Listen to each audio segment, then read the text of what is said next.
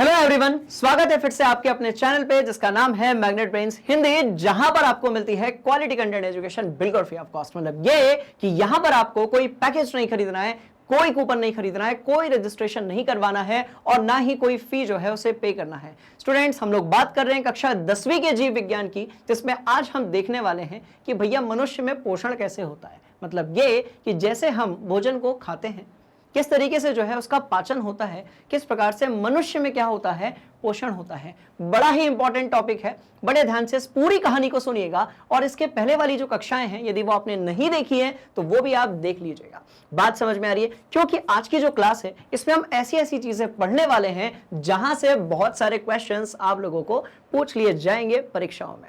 बात समझ में आ रही है? चलिए भैया, तो शुरू करते हैं। ये कहानी जो है मनुष्य में पोषण की, ये कहां से शुरू होती है इसकी हम बात करते हैं। बात समझ में आ रही है? देखो, पोषण क्यों जरूरी है इसके बारे में हमने पिछली कक्षाओं में बात कर ली थी। क्लियर है कहानी? सिंपल है कहानी। अब क्या होता है कि जो हमारा भोजन होता है उसमें सब कुछ आ गया, चॉकलेट आ गई, बर्फी आ गई, दाल चावल आ गया, पनीर मसाला आ गया, और क्या आ गया भैया, चिकन आ गया, अंडा आ गया। सारी चीजें हम जो खाते हैं एक्चुअली क्या होता है कि वो जैसे अणु होते हैं, वो जटिल अणु होते हैं।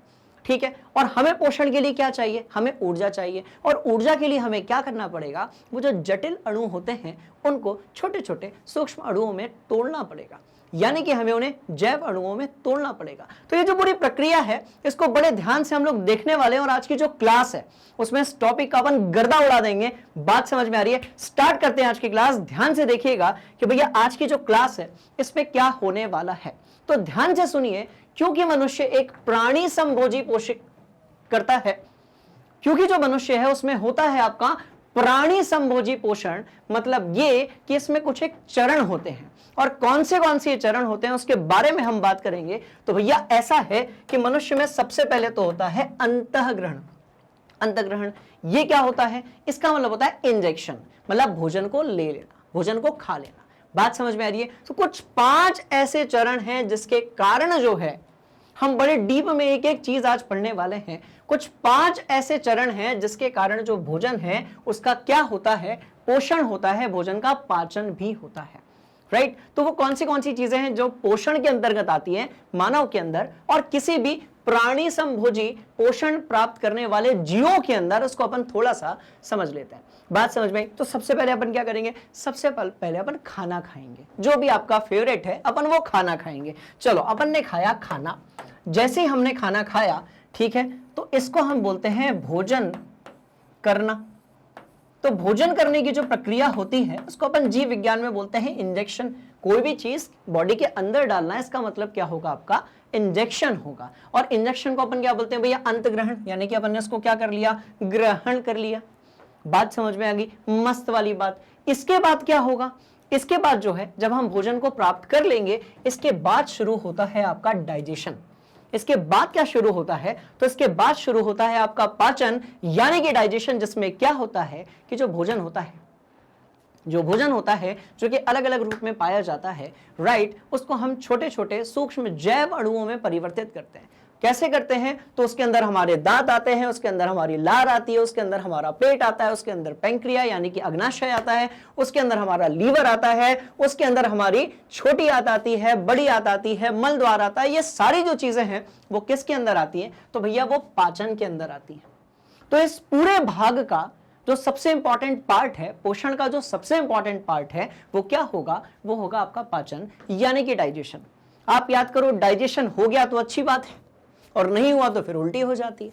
बात समझ में आ रही? तो ये सारी चीजें अपन पढ़ने वाले हैं, मजा ही आने वाला है। बता दो सब लोगों को कि आज की जो क्लास है उसमें हम बड़ा इंपॉर्टेंट कुछ पढ़ने वाले हैं, जहां से पूछ लिए जाते हैं बहुत सारे क्वेश्चंस। राइट? चलो भैया, अब भैया इंजेक्शन तो कर लिया, भोजन तो कर लिया, पाचन भी हो गया, पर पाचन हुआ क्यों? भोजन का पाचन हुआ क्यों? इसके अंदर डाइजेशन हुआ क्यों? ताकि हम भोजन में से कार्बोहाइड्रेट यानी कि ग्लूकोज, प्रोटीन यानी कि amino acid, vitamin, fatty acid, ये सारी जो चीजें हैं, जो भी पोषक तत्व हमारी वृद्धि के लिए जरूरी होते हैं, जो भी पोषक तत्व हमारे जीवन के लिए जरूरी होते हैं, उसको हम क्या कर सकें भैया? बाहर निकाल सकें। बात समझ में आ रही? तो जब पाचन हुआ तो उसके बाद क्या होता है? पोषक तत्वों का अवशोषण होता है। क्या होता है? एब्जॉर्प्शन होता है किसका? पोषक तत्वों का। बात समझ में आई? तो यहां पर क्या होगा, तो ध्यान से देखिएगा, मस्ती वाली बात है बिल्कुल। पोषक तत्वों का क्या होगा, यहां पर पोषक तत्वों का क्या होगा, अवशोषण होगा। और कौन से पोषक तत्व होंगे उसके बारे में भी अपन देख लेते हैं। तो भैया कार्बोहाइड्रेट होगा, बोलो यस सर। ठीक है, तो एक कौन सा होगा, तो कार्बोहाइड्रेट होगा। और क्या होगा भैया, प्रोटीन होगा, है ना। जिम जाने वाले क्या करते हैं, ज्यादा प्रोटीन खाते हैं।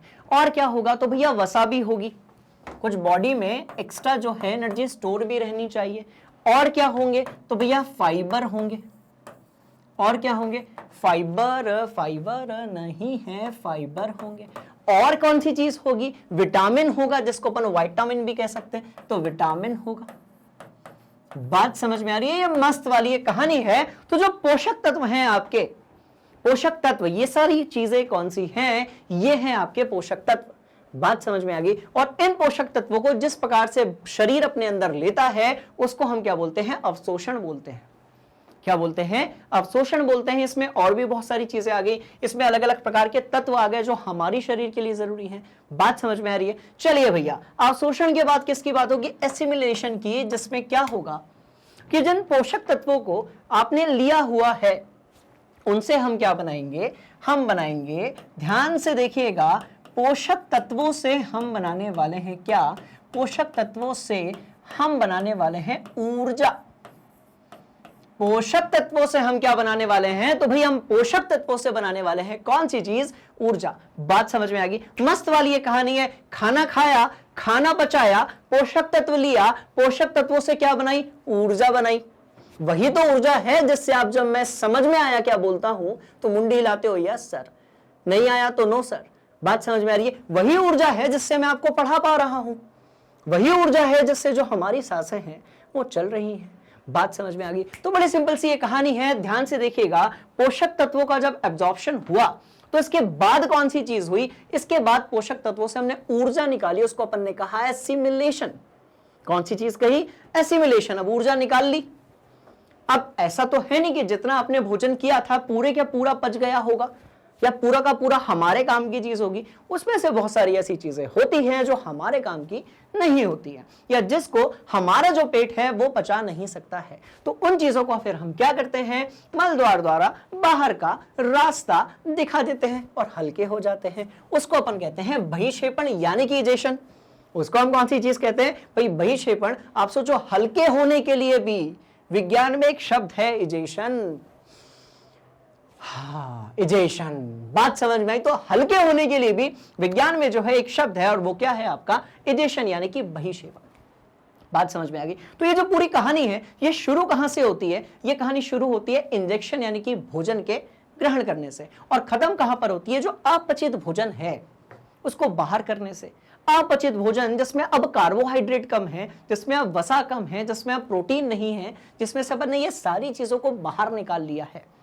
किसके माध्यम से भाई, छोटी आंत के माध्यम से। और उस छोटी आंत ने क्या किया, इन सारी चीजों को बाहर निकालकर एस्टिमुलेशन के थ्रू किसमें परिवर्तित कर दिया, ऊर्जा में। तो ये सारी चीजें आपस में बड़ी कनेक्टेड है, अपन एक एक करके पढ़ेंगे, मस्त ही मजा आने वाला है बिल्कुल। जो है आप सीट बेल्ट बांध लो। आज की जो क्लास है उसमें ऐसी ऐसी चीज अपन देखने वाले हैं कि एक बार सुनने के बाद पूरी कोशिश रहेगी कि आपको कम से कम आपकी परीक्षाओं तक वो चीज क्या रह जाए भैया, याद रह जाए। बात समझ में आ गई। तो चारों आप स्टेप्स को, पांचों स्टेप्स को फिर से देखिएगा। भोजन खाया, भोजन पचाया, काम की चीज गेन कर ली, काम की जो चीज है उसको ले लिया भोजन में से, उसको ऊर्जा में परिवर्तित कर दिया, और जो अपचित भोजन था, बात समझ में आई। तो जो अपचित भोजन था, क्या था भैया, अपचित भोजन जो था उसको अपन ने बाहर का रास्ता दिखा दिया। तो अपचित भोजन कैसा हो गया भैया, बाहर हो गया। अपचित भोजन कैसा हो गया, तो ये हो गया आपका बाहर। बात समझ में आ रही है, मतलब सीधी सी बात है, हल्के होने की बात हो रही है यार, हल्का होना है ना। तो ये सारी चीजें, ये सारी दैनिक जीवन का भाग है। इनमें से ऐसा कुछ नहीं है जो कोई नहीं करता, भैया सभी करते हैं। आज हम इसको देखने वाले हैं किसके नजरिए से, तो बायोलॉजी के नजरिए से। ये किस तरीके से जीव विज्ञान में आपका इंजेक्शन से लेकर इजेशन तक की कहानी लिखी जाती है। किस तरीके से बायोलॉजी में, किस तरीके से जीव विज्ञान में, किस तरीके से मनुष्य के लिए या फिर प्राणी संभोजी पोषक तत्व लेने वाले प्राणियों के लिए अंतग्रहण से लेकर बहिक्षेपण तक की कहानी, इंजेक्शन से लेकर इजेशन तक की कहानी जो है वो लिखी जाती है। इसको आज की जो क्लास है उसमें हम देखने वाले हैं। बात समझ में आ गई? खाना खाया, खाना पचाया, काम की चीज ली, ऊर्जा बनाया, जो काम की चीज नहीं थी उसको बाहर का रास्ता दिखा दिया। इस पूरे को हम कहते हैं पोषण चक्र। क्या कहते हैं? तो भैया ये पूरा कहलाता है क्या? क्या जल्दी बताओ क्या कहलाता है? तो ये पूरा कहलाता है पोषण तत्व। क्या कहलाता है बाबूजी? तो ये कहलाता है आपका पोषण तत्व। क्या कहलाता है? तो भैया पोषण तत्व कहलाता है। ठीक है, तो ये पोषण चक्र कहलाता है, पोषण तत्व नहीं कहलाता है। तो ये पूरा पोषण जो है चक्र कहलाता है। ठीक है, अब ये अपन ने फ्लो चार्ट देख लिया। अब ये कौन सी चीज हमने देख ली? ये हमने फ्लो चार्ट देख लिया। इसमें जो सबसे ज्यादा समय लगता है, बात समझ में आई? देखो भैया, खाना खाने में ज्यादा समय नहीं लगता। कितने भी धीरे आप खाओगे, चींटी के जैसे भी आप खाओगे, तो आधे घंटे 40 मिनट में अपना भोजन हो जाता है। पर पाचन में, अवशोषण में और एसिमिलेशन में सबसे ज्यादा समय लगता है। जिसमें कि पाचन में सबसे ज्यादा समय लगता है। अच्छा, बहिक्षेपण में भी बहुत कम समय लगता है, हल्के होने में। बात समझ में आ रही है? आधा घंटा मैक्स टू मैक्स। खाना खाने में 30 minute, 40 minute max to max. बात समझ में आई? पर ये जो बीच की 3 प्रोसेस हैं, पर ये जो बीच की 3 प्रक्रियाएं हैं, इसमें लगता है समय ज्यादा। इसीलिए पोषण का ये मुख्य भाग है। इसीलिए पोषण के सभी मुख्य भाग हैं, पर इनमें क्योंकि समय बहुत ज्यादा लगता है, इनके अंदर अलग अलग प्रकार की वैज्ञानिक चीजें हो रही होती हैं, इसीलिए पोषण का ये तीनों भाग मुख्य भाग माने जाते हैं। बात समझ में आई? तो आज की जो क्लास है उसमें हम स्टार्ट कहां से करेंगे भैया? पाचन से। कैसे करेंगे? देखो ये कहानी मस्त वाली। तो पहले अपन पढ़ लेते हैं, उसके बाद अपन नोट्स डिस्कस कर लेंगे। पहले जो है हम क्या कर लेते हैं? पढ़ लेते हैं और फिर अपन नोट डिस्कस करेंगे। या फिर एक काम करते हैं, पहले नोट्स और पढ़ाई दोनों साथ साथ में करते हैं। ठीक है, देखो मस्त वाली कहानी। मनुष्य में किसकी बात हो रही है? पोषण की बात हो रही है। और ये जो है ये पूरा हमारा क्या है भैया? ये पूरा जो है ये हमारा, मतलब स्टार्ट से लेकर, ध्यान से देखिएगा, स्टार्ट से लेकर ये जो कहानी है, बात समझ में आ रही है? स्टार्ट से लेकर समाप्ति की तरफ, यानी कि स्टॉप तक, स्टार्ट से लेकर स्टॉप तक जो जो भी होता है भोजन के साथ में, किस प्रकार से रासायनिक अभिक्रियाएं होती हैं, किस प्रकार से जो आपका एंजाइम है वो काम करता है, ये सारी चीजें आज हम देखने वाले हैं। हम यहां से अपनी यात्रा को शुरू करेंगे। बात समझ में आई? हम यहां से जो है अपनी यात्रा को शुरू करेंगे, बिल्कुल करेंगे, करना पड़ेगा, क्योंकि भैया अच्छा रिजल्ट चाहिए। हम यहां से अपनी यात्रा को शुरू करेंगे, हम यहां से अपनी यात्रा को शुरू करेंगे और यहां पर जाकर हम इस यात्रा का समापन करेंगे। और बीच में जितने पड़ाव पड़ेंगे, बीच में जितने स्टॉप पड़ेंगे, अपन सबके बारे में बढ़िया तरीके से जो ज्ञान है उसको सीखेंगे। बात समझ में आ रही है? तो ये चीज आज अपन करने वाले हैं। क्लियर है कहानी? एक भी पार्ट को स्किप मत करिएगा, एक एक चीज डिस्कस करूंगा और कोशिश करूंगा कि सब कुछ दिमाग के अंदर बढ़िया तरीके से कैसा हो जाए, फिट हो जाए। बात समझ में आई? स्टार्ट करते हैं आज की क्लास, चलते हैं भैया आगे की तरफ। अब बताओ, ये 5 चीजें आपको याद रहेगी, कोनो दिक्कत वाली बात, सवाल ही नहीं पैदा होता। बढ़ते हैं अगले पार्ट में और हम ये देख लेते हैं कि भैया आपका जो मनुष्य में पोषण होता है, इसमें कौन सी चीजें जरूरी होती है, राइट? तो इसमें सबसे ये 3 चीजें जरूरी होती है। 3 इडियट्स। कितने इडियट्स भैया? 3 इडियट्स। ठीक है जी। तो इसमें ये 3 चीजें जो होती हैं वो जरूरी होती हैं। और क्या है वो 3 चीजें, वो देख लेते हैं अपन। देखो, एक तो पाचन तंत्र क्या होता है।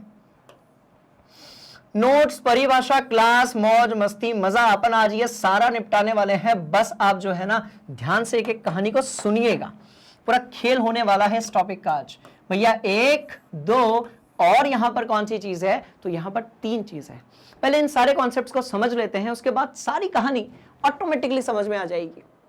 मैं तो चाहता हूं कि इस टॉपिक में आपको दिक्कत आए, मैं तो ये भी चाहता हूं कि आपको पहले से बहुत ज्यादा पता है, अच्छी बात है, नहीं पता है और भी अच्छी बात है। क्योंकि कोई भी चीज यदि खाली होती है तो उसको भरना बड़ा आसान होता है, कोई चीज भरी होती है ना तो एडजस्ट करना थोड़ा सा मुश्किल होता है। बात समझ में आ रही है? तो कहानी कहां से शुरू होती है? कहानी शुरू होती है भैया आपके आहार नली से। और आहार नली की शुरुआत जो है वो है आपका मुख, और आहार नली की जो अंत है वो क्या है आपका मल द्वार। बात समझ में आ रही है? हुआ क्या, बड़े ध्यान से इस कहानी को सुनिएगा। सबसे पहले देखते हैं भैया पाचन तंत्र क्या है। ये जो हमारा पोषण होता है, जैसा कि मैंने आपको बताया कि पोषण में पाचन वाला जो भाग है, शोषण वाला जो भाग है, ये बड़ा ही इंपॉर्टेंट है। बात समझ में आई? तो पहले देख लेते हैं कि भैया पाचन तंत्र क्या होता है। तो क्या लिखा है गुरुजी ने, बड़े ध्यान से सुनिएगा। भोजन के अंत ग्रहण से मल त्याग तक एक तंत्र होता है जिसमें जटिल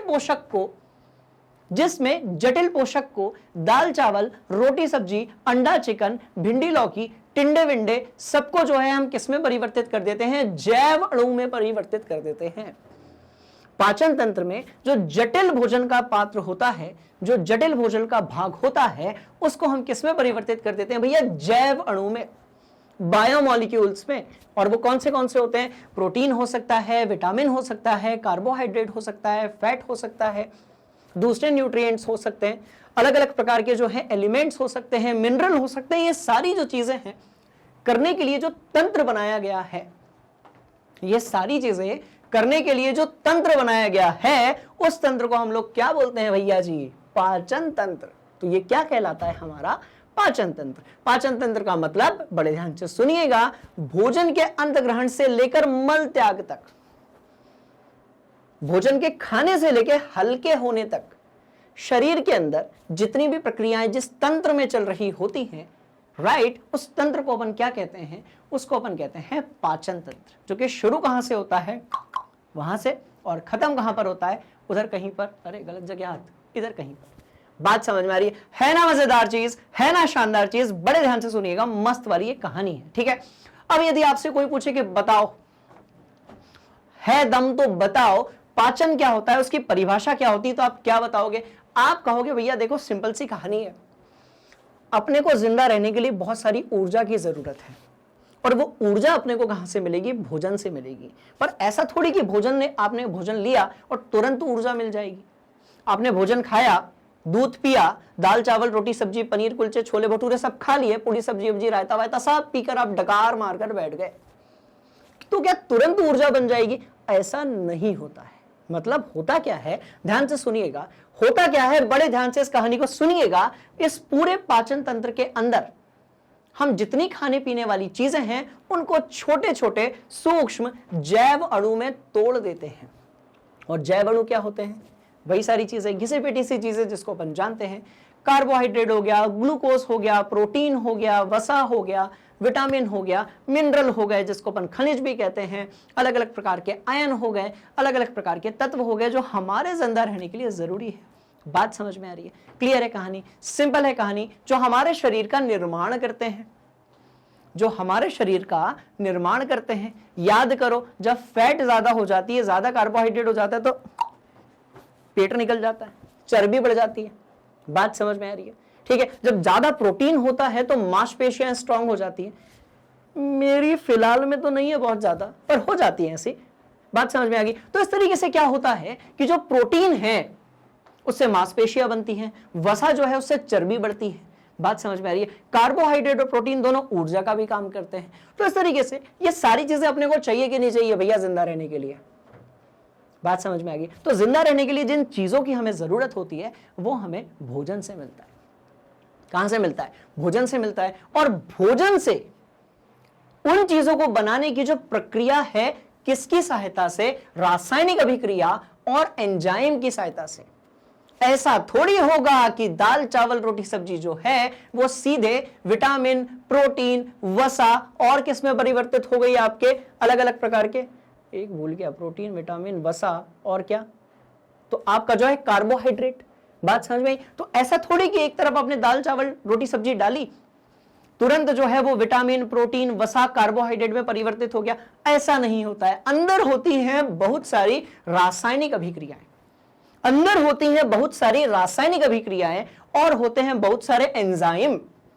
और क्या होते हैं? तो भैया होते हैं बहुत सारे एंजाइम। तो ये रासायनिक अभिक्रियाएं और एंजाइम जो है वो दाल चावल रोटी सब्जी को, ये जो रासायनिक अभिक्रियाएं और एंजाइम हैं वो दाल चावल रोटी सब्जी को, जो भी चीज आप खाते हो दिमाग को छोड़कर, बात समझ में आई, जितनी चीजें हैं, रासायनिक अभिक्रियाएं और एंजाइम जो हमारे शरीर के अंदर होते हैं, वो दाल चावल रोटी सब्जी और जितनी चीजों को आप खाते हो उसको परिवर्तित कर देते हैं किसमें?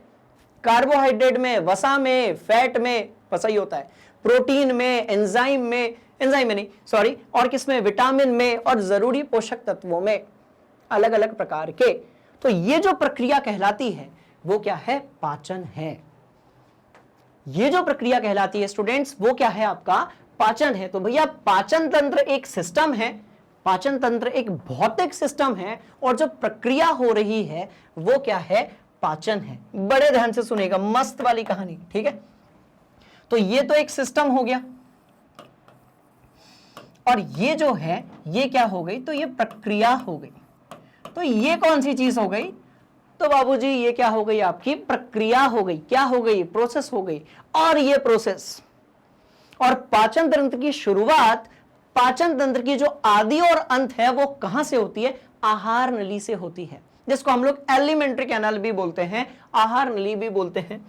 मैं सभी शब्दों के, सभी अंगों के, सभी भागों के हमेशा, मतलब आज की जो क्लास है उसमें मैं इंग्लिश में नहीं बोलूंगा, अपन एक दिन पूरी वोकैबुलरी वाली जो है क्लास बना लेंगे, जिसमें अपन हिंदी और इंग्लिश को देख लेंगे। जैसे कि अब एलिमेंट्री कैनाल यानी क्या होता है भैया? आपका आहार नली होती है। डाइजेस्टिव सिस्टम क्या होता है? तो आपका पाचन तंत्र होता है। तो वो इसके लिए अपन एक सेपरेट बना लेंगे। बात समझ में आ रही है? सिंपल सी ये कहानी है, बड़े ध्यान से सुनिएगा। तो ये जो पाचन है, ये जो भोजन का पाचन है, जिसकी परिभाषा यहां पर लिखी हुई है, बात समझ में आई? ये किसके अंदर होता है? तो भैया ये आहार नली के अंदर होता है। और ये आहार नली जो है वो शुरू कहां से होती है? ये शुरू होती है आपकी कहां से? मुख से। और खत्म कहां पर होती है? मल द्वार में। बात समझ में आ रही है? और लगभग 8 से 10 मीटर होती है। सोचने वाली बात है बाबूजी, लगभग जो है 8 से 10 मीटर होती है, लगभग जो है 8 से 10 मीटर होती है आहार नली। आहार नली जो है वो लगभग कितनी होती है? 8 से 10 मीटर होती है।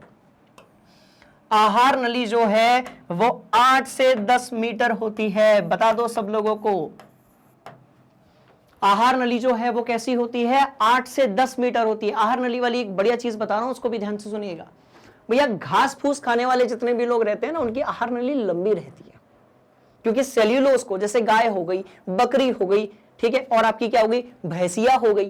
क्लियर है? तो गाय हो गई, बकरी हो गई, भैंसिया हो गई, अब इनके घास फूस खाते हैं। तो घास फूस में क्या होता है? सेल्यूलोज होता है। उसको पचाने के लिए अपने को समय ज्यादा चाहिए होता है। तो ज्यादा समय यदि चाहिए होगा तो नली और जगह भी ज्यादा चाहिए होती है। इसलिए घास फूस खाने वाले जो होते हैं उनकी जो आहार नली होती है, एलिमेंट्री कैनल होती है, वो लंबी होती है। मांस खाने वाले जो प्राणी होते हैं, जैसे कि शेर हो गया, बाघ हो गया, चीता हो गया, भेड़िया हो गया, राइट, इनकी जो आहार नली होती है वो छोटी होती है। बात समझ में आई? घास फूस खाने वालों की आहार नली बड़ी होगी, और आपके जो मांस खाने वाले हैं उन जीवों की जो आहार नली है वो छोटी होगी। क्लियर है कहानी? सिंपल है कहानी, नोट करो, फिर बढ़ रहे हैं आगे, ठीक है? चलो,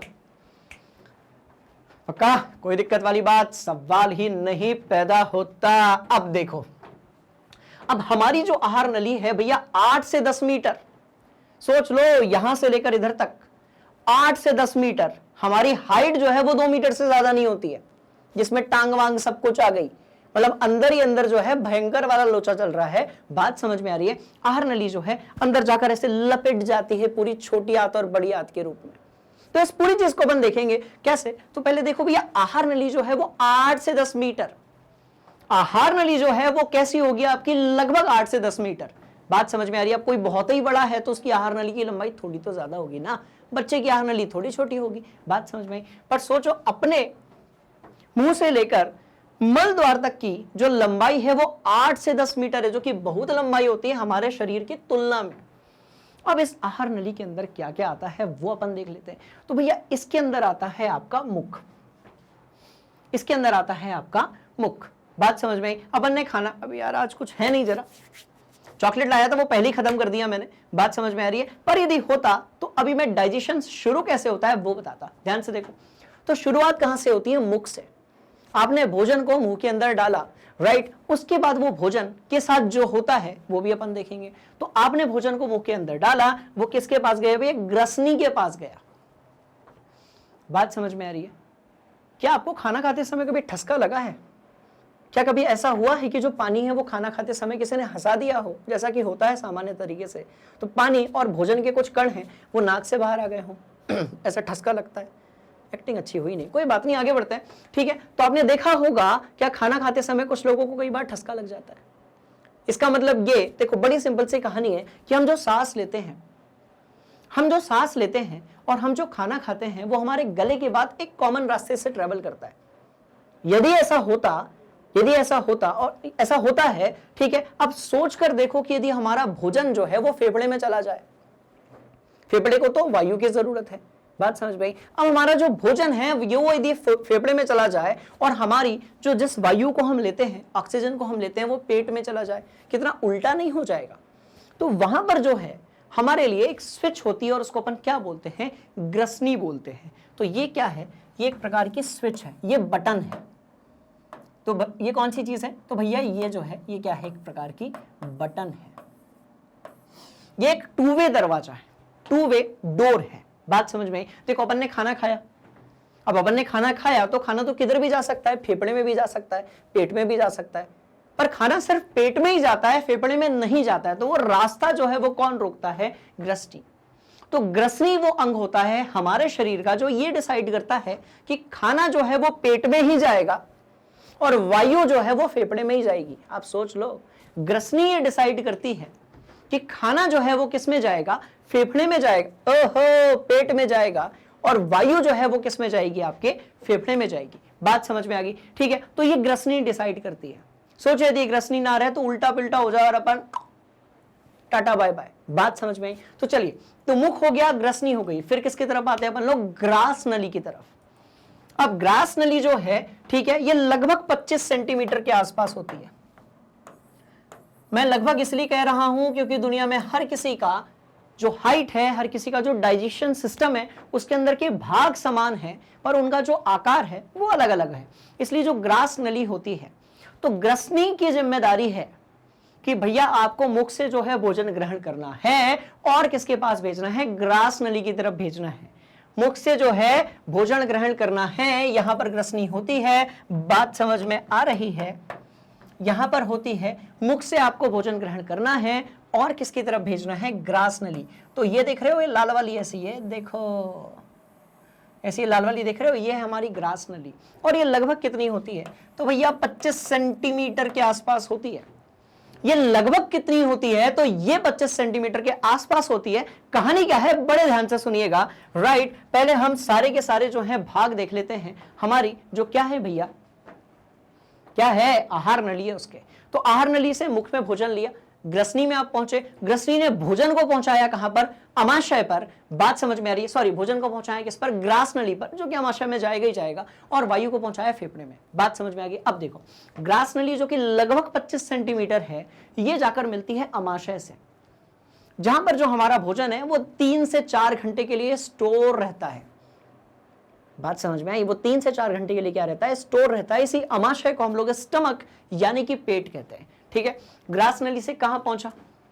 अमाशय में पहुंचा। अमाशय से कहां पहुंचा? छोटी आंत में पहुंचा। छोटी आंत से कहां पहुंचा भैया? बड़ी आंत में पहुंचा। बड़ी आंत से जो है वो मल द्वार में पहुंच गया और हल्के हो गए अपन। बात समझ में आ रही है? एकदम मस्त वाली ये कहानी है। जल्दी से इस पूरे फ्लो चार्ट को अपनी कॉपी में नोट करो, सारी चीजें दिमाग के अंदर बढ़िया से होगी फिट, बिल्कुल घबराने वाली बात नहीं है। बात समझ में आई? पहले आप इसको करो नोट, फिर बढ़ते हैं अपन आगे। चलिए भैया, तो नोट कर लिया, कहानी मस्त वाली है। यहां से जो है आपका पाचन शुरू होता है, मतलब मुख से ही शुरू हो जाता है। ये जो हमारी लार होती है ना, बात समझ में आ रही है? ये स्टार्च कार्बोहाइड्रेट का यहां से पाचन शुरू कर देती है। कैसे देखेंगे अपन? ठीक है, तो पहले पूरी प्रोसेस समझ लेते हैं। अंदर की जो बात है वो ऑटोमेटिकली कनेक्ट होती जाएगी। ठीक है, चलो देखो। तो मुख से आपने शुरू किया, पहुंचे कहां पर? ग्रसनी पर, जिसका काम होता है कि भोजन को अमाशय में भेजना, ग्रास नली में भेजना, और वायु जो है उसको फेफड़े तक भेजना। इंटरचेंज हुआ अपन ऊपर। बात समझ में आ रही है? इसलिए खाते समय यदि आप ज्यादा तेजी से बात करते हो या फिर आप बहुत सारा हंसते हो तो आपको ठसका पता है क्यों लगता है? ये बेचारी कंफ्यूज हो जाती है। भोजन करते समय यदि आप बहुत तेजी से हंसते हो, यदि आपको ठसका लग जाता है, इसका मतलब ये कि ग्रसनी जो है वो कंफ्यूज हो जाती है और थोड़ा बहुत जो आपका क्या है भोजन है वो किस में आ जाता है, श्वास नली में आ जाता है, जिसके कारण हमें सांस लेने में होती है दिक्कत।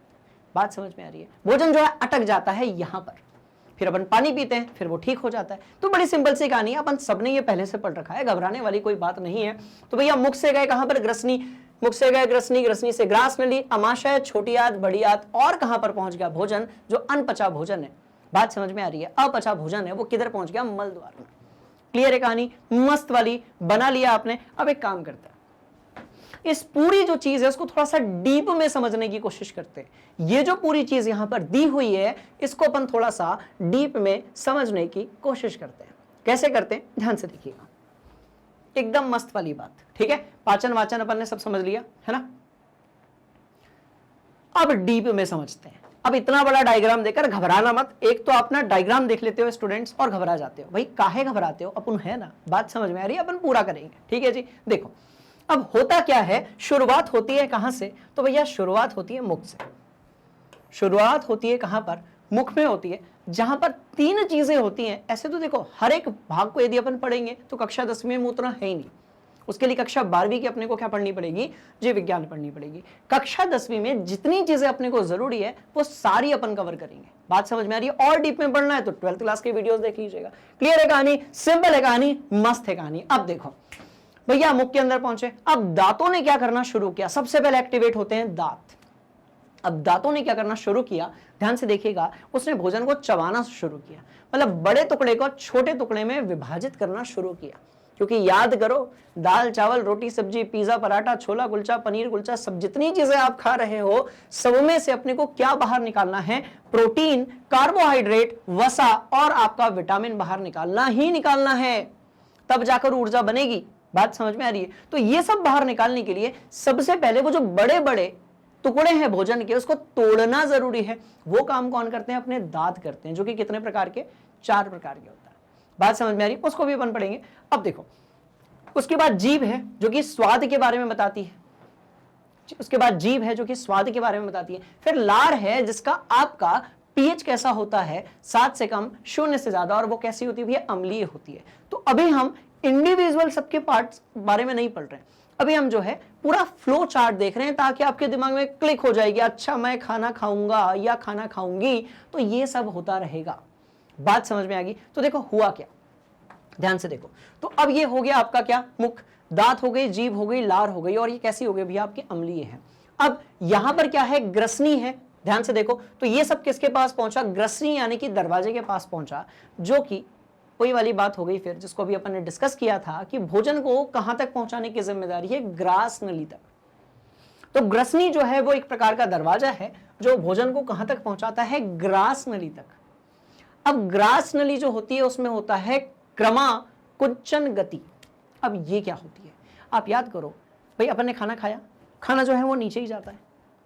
अब आप बोलोगे सर आप सीधे खड़े हो तो गुरुत्वाकर्षण से नीचे जाता है। फिर आप एक बात बताओ, जो हमारे एस्ट्रोनॉट्स होते हैं, बात समझ में आ रही है, जो हमारे निर्वात में रहने वाले, जहां पर गुरुत्वाकर्षण बल ही नहीं है, वहां पर वो उल्टे सीधे कैसे होते हैं, पर खाना जो है वो आपका ग्रास नली से अमाशय में ही जाता है उनका।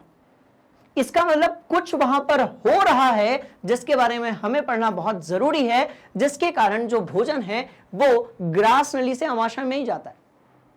आप सीधे रहिए, लेटे रहिए, खेलते रहिए, कुछ भी करते रहिए, तभी तो अपन इसको जय प्रक्रम कहते हैं कि भैया कुछ भी करते रहो, खाना ग्रास नली से अमाशय में ही जाएगा। तो वहां पर क्या होता है, वहां पर क्रमाकुंचन गति होती है, जिसके कारण आपका जो भोजन है वो सीधे अमाशय की तरफ ही जाएगा, यदि उसको पचना है तो, और नहीं पचना है तो फिर तो बात समझ में आ गई। मस्त वाली ये कहानी है, ध्यान से देखिएगा।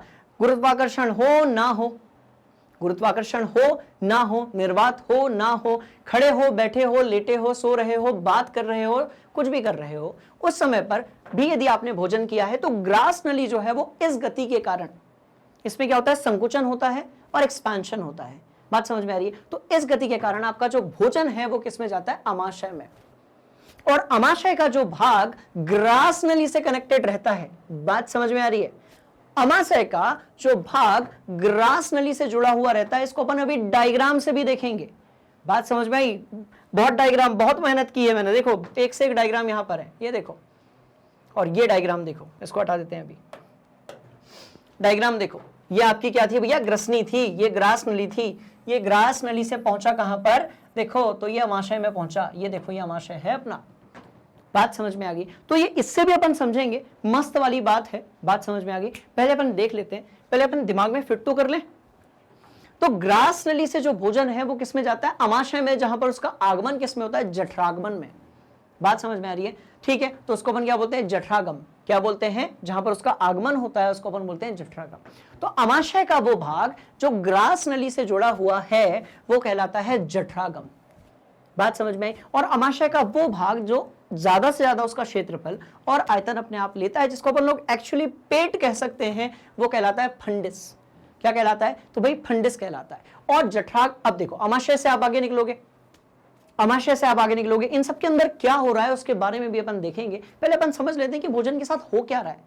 बात समझ में आई? ठीक है, तो फिर अमाशय से फंडिस के बाद फिर कहां जाता है, वो जठर निगर्मी में।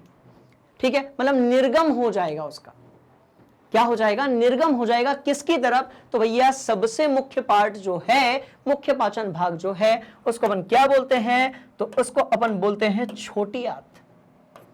क्या बोलते हैं, तो भैया छोटी आंत। तो याद रहे, इसी सीक्वेंस में आपको याद रखना है स्टूडेंट्स कि अमाशय जो है, अमाशय का वो भाग जो ग्रास नली से जुड़ा है जठरागम है, अमाशय का वो भाग जो छोटी आंत से जुड़ा हुआ है वो आपका क्या है, जठर निगर्मी है, निगर्मी है।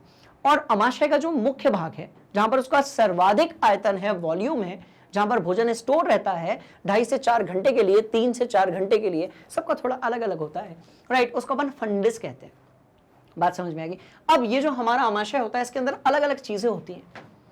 एक तो भैया अपना HCl होता है, दूसरा अपना पेप्सिन होता है, और तीसरा अपना श्लेष्मा होता है।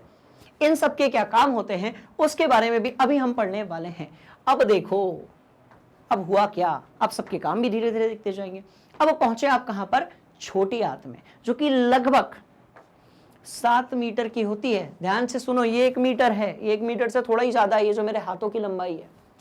और छोटी आंत कितनी भैया, 7 मीटर के आसपास। अब सोचो पेट के अंदर जो है कितना ऐसा पास्ता जैसा, मैगी जैसी ये छोटी आंत जो है वैसे ऐसी गुड़चुड़ मुड़चुड़ है। बात समझ में आ रही है? तो वो जो छोटी आंत है वो है आपके 7 मीटर की, जो कि हमारा मुख्य पाचन भाग है, जहां पर एक्चुअली पाचन होता है बढ़िया तरीके से। अब इसके भी 3 भाग होते हैं, एक ग्रहणी होता है जो इसका शुरुआत भाग है, एक अग्र शुद्रांत होता है और एक शुद्रांश होता है। बात समझ में आ रही है? क्या क्या होता है, तो भाई ग्रहणी होता है, अग्र शुद्रांत होता है, और क्या होता है आपका शुद्रांत होता है। क्लियर है कहानी? इन सबको भी अपन डायग्राम में देखने वाले हैं, सिर्फ आप नोट कर लो, मजा ही आने वाला है। ठीक है, और वो भाग जो पचे हुए भोजन में से, वो भाग जो पचे हुए भोजन में से पोषक तत्वों को खून तक पहुंचाता है, वो भाग जो पचे हुए भोजन में से ऊर्जा को, पोषक तत्वों को खून तक पहुंचाता है, वो कहलाता है अपना दीर्घरोम। क्या कहलाता है, तो स्टूडेंट्स ये कहलाता है आपका दीर्घरोम। अब सुनो कहानी, ध्यान से सुनना। अब ये जो छोटी आंत है ना, इसको भोजन के पाचन के लिए ना चाहिए होते हैं रस। क्या चाहिए होते हैं, रस चाहिए होते हैं, जिसमें होने चाहिए एंजाइम। बात समझ में आ रही है? तो छोटी आंत को भोजन के पाचन के लिए चाहिए होते हैं रस, जिसके अंदर होते हैं बहुत सारे एंजाइम। जैसा कि मैंने स्टार्टिंग में बताया था कि बिना रस और एंजाइम के भोजन जो है वो टूटने वाला नहीं है, रासायनिक अभिक्रिया नहीं होने वाली है। तो फिर एंट्री होती है अपने यकृत यानी कि लीवर की। वही लीवर जो उल्टा सीधा खाने से, शराब पीने से खराब हो जाता है, जो ऐसा त्रिकोण होता है, अभी अपन देखेंगे। ठीक है, चलो, तो यकृत से निकलता है पाचन रस। बड़े ध्यान से सुनिएगा, यकृत से निकलता है पाचन रस, जिसको अपन पित्त रस भी कहते हैं। यकृत से निकलता है पाचन रस, जिसको अपन पित्त रस भी कहते हैं, और वो जमा किस में हो जाता है, पित्ताशय में। किस में हो जाता है भैया, पित्ताशय में वो जो है वो जमा हो जाता है। यकृत यानी कि लीवर से निकलता है पाचन रस, ठीक है, जो कि पित्त रस होता है, और वो किस में जमा हो जाता है, आपके पित्ताशय में। और जब जब छोटी आंत को जरूरत होती है, छोटी आंत का कहना भैया भोजन आया है अमाशय से मेरे पास, छोटी आंत का कहना मेरे पास से ना अमाशय से भोजन आया है, अम्लीय भोजन आया है, कुछ करो इसका, पचाओ इसको, तो फिर एक्टिवेट होता है आपका लीवर। तो जिन लोगों को भूख कम लगती है, इसका सीधा सीधा सा कारण यह है कि उनके लीवर में कुछ तो केमिकल लोचा है, लिटरली केमिकल लोचा है। बात समझ में आ रही है? सुनो, तो छोटी आंत जो है, जब भी उसको भोजन पचाना होता है, जो कहां से आया भैया, अमाशय से आया है। इस पूरी प्रक्रिया को भी अपन देखने वाले हैं। बात समझ में आई? तो क्या होता है, यकृत से निकलता है पित्तरस, जो कि थोड़ी देर के लिए भंडारित कहां पर हो जाता है, जमा कहां पर हो जाता है, पित्ताशय में। और पित्ताशय से जैसे जैसे जरूरत होती है छोटी आंत को, वैसे वैसे जो है आपका, जैसे जैसे छोटी आंत को जरूरत होगी, वैसे वैसे पित्ताशय से जो पित्तरस है वो उसमें चला जाता है। बात समझ में आई? और क्या होता है, तो ध्यान से देखिए, अग्नाशय भी यहां पर है, जिसको अपन पैंक्रिया कहते हैं। अग्नाशय से निकलता है पाचन रस, दोनों से निकलते हैं पाचन रस।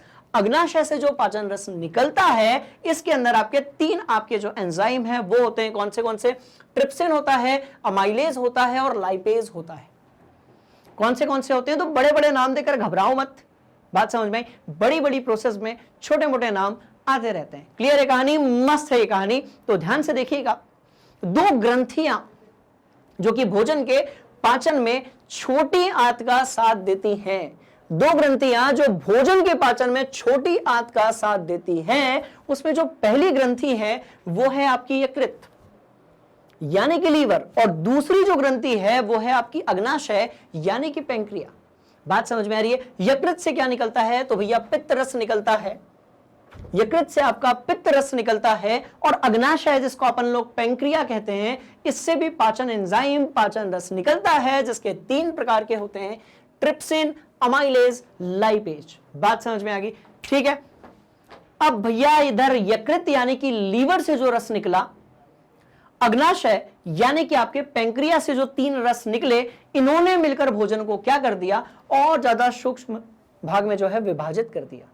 इससे क्या हुआ, भोजन और ज्यादा कैसा हो गया, पच गया। अब वो पूरा लगभग पच ही गया है, उसमें से कार्बोहाइड्रेट ये वो सब, उसके अंदर बहुत सारी रासायनिक अभिक्रियाएं कहां होती हैं, तो भैया होती हैं छोटी आंत में। तो एक तरफ ये सभी भाग, और यदि हम पाचन की बात करेंगे तो एक तरफ जो है अकेली अपनी क्या है, छोटी आंत है। बात समझ में? अब छोटी आंत ने क्या किया, बहुत सारे भोजन का पाचन कर लिया है, बहुत सारी ऊर्जा और जो पोषक तत्व है उसका अवशोषण कर लिया है। किसकी हेल्प से? दीर्घ रोम यानी कि विली की हेल्प से। बात समझ में आई? उसके बाद ये कहता है अब हम भोजन को, अपचित जो भोजन है उसको अपन आगे भेज देते हैं, किसकी तरफ, बड़ी आंत की तरफ। अब बड़ी आंत क्या करती है, बड़ी आंत जो है वो जल और खनिज लवण का क्या कर लेती है भैया, अवशोषण कर लेती है। बड़ी आंत जो है वो जल और खनिज लवण का अवशोषण कर लेती है, और जो ठोस पदार्थ होता है जिसे अपन मल कहते हैं, उसको मल द्वार के द्वारा क्या करा दिया जाता है, निकास। बात समझ में है? तो ये पूरा फ्लो चार्ट था। आपको यदि ये पूरा फ्लो चार्ट याद रहेगा, बात समझ में आई, तो खेल तो हो गया, प्रोसेस तो समझ में आ गई। अब अंदर अपन जाकर देखते हैं कि भैया जो पित्त रस है वो क्या करता है, ट्रिप्सिन क्या करता है, अमाइलेज क्या करता है, और लाइपेज क्या करता है। बात समझ में आ गई है ना, मस्त वाली बात। तो इस पूरे फ्लो चार्ट को अपनी कॉपी में आप नोट करो, भयंकर मजा आने वाला है, क्योंकि अब हम सबके कार्य देखेंगे थोड़े से डीप में। पेट में क्या होता है, यानी कि अमाशय, ठीक है, पेट लिख देते हैं अपन इसको। बात समझ में आ रही है? ठीक है। और छोटी आंत के अंदर कौन सा खेल चलता है इन दोनों ग्रंथियों के कारण, उसको भी अपन थोड़ा सा समझ लेते हैं। बात समझ में आ रही है? तो इसके बाद किसके बारे में बात करेंगे, सबकी इंडिविजुअल कार्यविधि के बारे में। इसको आप नोट कर लो, मैं साइड हो जाता हूं। कर लिया, बहुत बढ़िया। अब यहां आते हैं, अब इसको हटाते हैं और हम यहां आते हैं। अब ये सारे पॉइंट्स को आप पढ़ते जाओ, इस डायग्राम को अपन डिस्कस करेंगे और फिर बढ़ेंगे आगे। पहले आप इसको नोट करो, और ये डायग्राम आपकी किताब में होगा, इसको भी आप नोट कर लो। चलिए, तो आपने इसको नोट कर लिया है। अब ये जो पूरा का पूरा फ्लो चार्ट है अपन उसको देख चुके हैं, एक बार और देख लेते हैं, ताकि वो आपके दिमाग के अंदर बढ़िया तरीके से क्या हो जाए, फिट हो जाए। तो कहां दिया है भैया, यहां दिया है। देखो देखो, ध्यान से देखो, पूरी कहानी है। पूरी कहानी अपन ने की थी, अंतर्ग्रहण किया था, पाचन किया था, अवशोषण किया था, एसिमिलेशन किया था और बहिक्षेपण किया था। साथ में हमने ये जाना था कि अब हम 1 बाय 1 ये देखेंगे कि मुख, ग्रसनी, ग्रास नली, अमाशय, छोटी आंत, बड़ी आंत और मल द्वार जो है वो किस प्रकार से कनेक्टेड हैं इस पूरी प्रक्रिया से। और हमने परिभाषाएं भी देखी थी।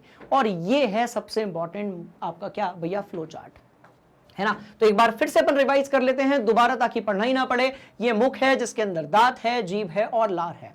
ग्रसनी वो दरवाजा है जो भोजन को कहां पहुंचाता है, ग्रास नली में, फेफड़े में नहीं। ग्रास नली जो है उसके अंदर होती है क्रमाकुचन गति, जिसके कारण आप किसी भी अवस्था में रहें भोजन जो है वो अमाशय की तरफ ही जाएगा, क्योंकि यदि अमाशय की तरफ नहीं जाएगा तो भोजन जो है वो पचेगा कैसे। अमाशय के अंदर 3 भाग होते हैं। जो ग्रास नली से जुड़ा होता है वो जठरागम है भैया, बीच वाला जो भाग है वो फंडिस कहलाता है, और अंत वाला जो भाग छोटी आंत से जुड़ा होता है वो जठर निगर्मी है। बात समझ में आई। और जठर अमाशय के अंदर HCl, पेप्सिन और श्लेष्मा नामक 3 अलग अलग पार्ट पाए जाते हैं, जिसके बारे में अभी हम बात करने वाले हैं। चलो, छोटी आंत जो है इसमें सबसे मुख्य तरीके से पाचन होता है। छोटी आंत को पाचन करने में सहयोग करती हैं 2 ग्रंथियां, जिसमें से एक है आपकी लीवर यानी कि यकृत, जो कि बहुत बड़ी ग्रंथि है, राइट। और उसमें से निकलता है पित्तरस, जो कि जमा कहां पर हो जाता है, पित्ताशय में। और पित्ताशय से जैसे जैसे जरूरत होती है किसको, छोटी आंत को, वैसे वैसे जो पित्तरस है, राइट। अच्छा, ये अमाशय से आने वाला जो है ये अम्लीय होता है। अमाशय से आने वाला जो भोजन है, क्योंकि अमाशय के अंदर भयंकर वाला होता है HCl, बात समझ में आ रही है। तो अमाशय से आने वाला जो भोजन है वो अम्लीय होता है। तो क्या होता है कि पित्ताशय से जो पित्त रस निकलता है, पित्ताशय में किसके पास पहुंचता है, किससे पहुंचता है, तो भैया यकृत से। तो यकृत से निकलने वाला रस पित्ताशय में जमा हो जाता है। यहां पर क्या हो जाता है, तो भैया यहां पर जमा हो जाता है। तो यहां पर जमा हो जाता है और उसके बाद वो पहुंचता है किसके पास में, छोटी आंत के पास में, जो कि वो जो अम्लीय रस वहां से आया था, राइट, उसको वो क्षारकीय बना देता है, ताकि अग्नाशय से जो पाचन रस निकलता है जिसके अंदर होते हैं ट्रिप्सिन, अमाई, लेज और लाइपेज नामक 3 अलग अलग प्रकार के एंजाइम अपना कार्य अच्छे तरीके से कर सके और जो भोजन है वो पच सके। अब ये जो आपकी छोटी आंत होती है ये मुख्य रूप से 3 भाग में विभाजित होती है। कौन से, तो भैया गृहिणी, अग्रज क्षुद्रांत और क्षुद्रांत। और इसके अंदर दीर्घरोम होता है जिसको हम विली कहते हैं, जो कि बचे हुए भोजन में से पोषक तत्व और आपकी जो ऊर्जा है उसको ब्लड में सर्कुलेट कर देता है। बात समझ में आ रही है। इंटरेस्टिंग ये कहानी है। आगे बढ़ते हैं। मिलती है हमें बड़ी आंत जहां पर जल और खनिज लवण का अवशोषण होता है। उसके बाद जो लगभग ठोस जैसा पदार्थ जिसे हम मल कहते हैं उसका मल द्वार द्वारा त्याग हो जाता है। सिंपल ये कहानी है, मस्त ये कहानी है। चलो अब इसको नोट्स देख लेते हैं। चलो देखो मुझे लगता ही नहीं कि उतना डिस्कस करने के बाद आपको यहां कोई दिक्कत है। बात समझ में आ गई तो इसको बढ़िया तरीके से अपनी कॉपी में नोट कर लो, स्क्रीनशॉट लेकर बढ़ते हैं आगे। ठीक है, कुछ और दिया हुआ है। देखो भैया, आहार का आस्तर जो है वो बहुत कोमल होता है, अतः भोजन को गीला किया जाता है और वो किसके मार्ग से, आपके लार के माध्यम से, ताकि वो आसानी से मार्ग में क्या कर सके, गमन कर सके। जब हम अपनी पसंद की कोई पदार्थ खाते हैं तो हमारे मुंह में आ जाता है पानी, क्योंकि वो क्या है, एक साइकोलॉजिकल पैटर्न है। हमारे बॉडी में वैसे हार्मोन बनने लगते हैं जब भी आप कुछ जरूरी चीजें देखते हो, जब भी आप कोई ऐसी चीज देखते हो जो आपकी फेवरेट है, तो आपके मुंह में क्या आ जाता है, पानी। याद करो, बहुत तेज बारिश हो रही है और गर्मा गर्म आपको पकोड़े मिल जाए तो कुछ लोगों के मुंह में पानी आ गया होगा। आप सोचो, बहुत तेज बारिश हो रही है या आपको बड़ा अजीब सा लग रहा है, शाम के टाइम आपकी कोचिंग खत्म हुई है, शाम के टाइम स्कूल आपका दोपहर में खत्म हुआ है, राइट, अच्छा सुहावना मौसम है और आपको यदि भुट्टा मिल जाए, वो भी कैसा, नमक और नींबू लगा के। बात समझ में आई। सोचो, बहुत सारे लोगों की पानी पूरी फेवरेट होती है, बहुत सारे लोगों के अलग अलग प्रकार की जो खाने वाली डिशेस होती हैं वो फेवरेट होती है। जैसे मैं इनके नाम ले रहा हूं, क्या हो रहा है भैया, मुंह में पानी आ रहा है, क्योंकि ये हार्मोनों के कारण होता है। बात समझ में आएगी, क्लियर है कहानी। तो यही होता है कि जब भी हम किसी अपनी पसंद की कोई चीज देखते हैं तो हमारे मुंह में क्या आ जाता है भैया, पानी आ जाता है। पानी नहीं होता, बेसिकली वो लार होती है, क्योंकि अब हमारे दिमाग को पता चल चुका है कि हम वो चीज खाने वाले हैं और उसको पचाने के लिए हमें लार की जरूरत होगी, क्योंकि जो भोजन का पाचन है वो हमारे मुंह से ही शुरू हो जाता है।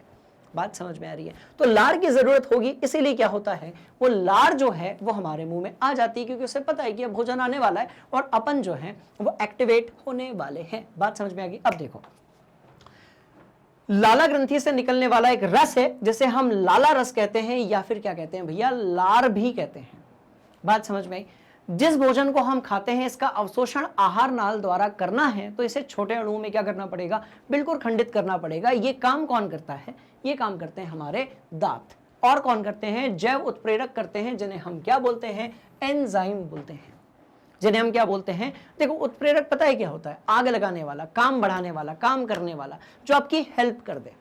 अब आपको पता है कि बड़े बड़े अणुओं को, बड़े बड़े भोजन के कणों को आपको यदि छोटे और जैव अणुओं में बदलना है तो उसके लिए आपको जरूरत किसकी होती है? जैव उत्प्रेरक की जरूरत होती है, बायोलॉजिकल कैटलिस्ट की जरूरत होती है, जिसको अपन लोग क्या कहते हैं? एंजाइम कहते हैं।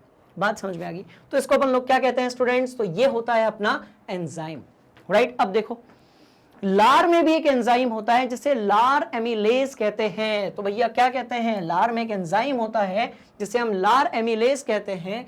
और यह मंड क्या है? तो मंड जो है एक प्रकार का आपका गाढ़ा तरल पदार्थ होता है, पौधों में भी होता है, जटिल अणु को सरल शर्करा में खंडित कर देता है।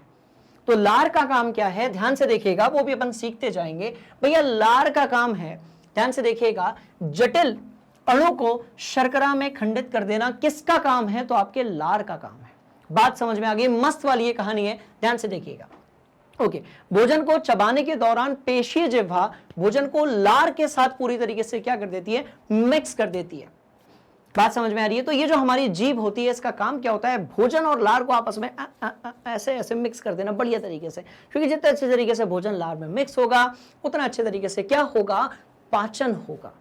इसीलिए आपने सुना होगा कि कहा जाता है कि भोजन को जो है धीरे धीरे और आराम से चबा चबा कर खाना चाहिए, ताकि भोजन का जो पाचन है वो बढ़िया तरीके से हो सके। और भोजन के दौरान जो है पानी कम से कम पीना चाहिए, ताकि ये पाचन और भी अच्छे तरीके से हो सके।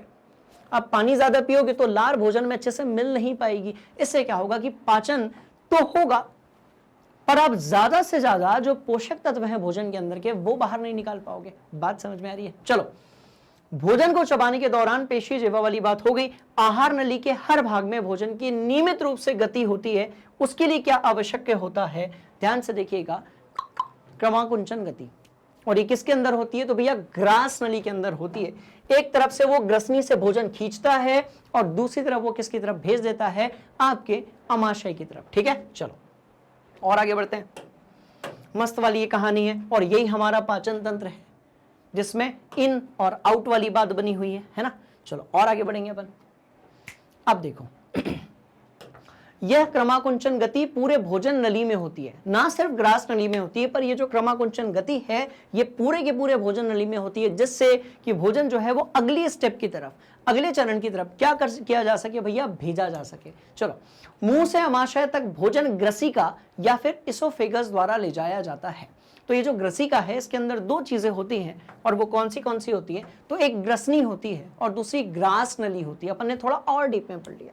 ग्रसिका के अंदर राइट कौन सी चीजें होती है? तो भैया एक आपकी ग्रसनी होती है और दूसरी वाली जो है उसका नाम क्या है? ग्रास नली है। क्लियर है कहानी? सिंपल है कहानी, मस्त है ये कहानी। ठीक है, चलो और आगे बढ़ेंगे।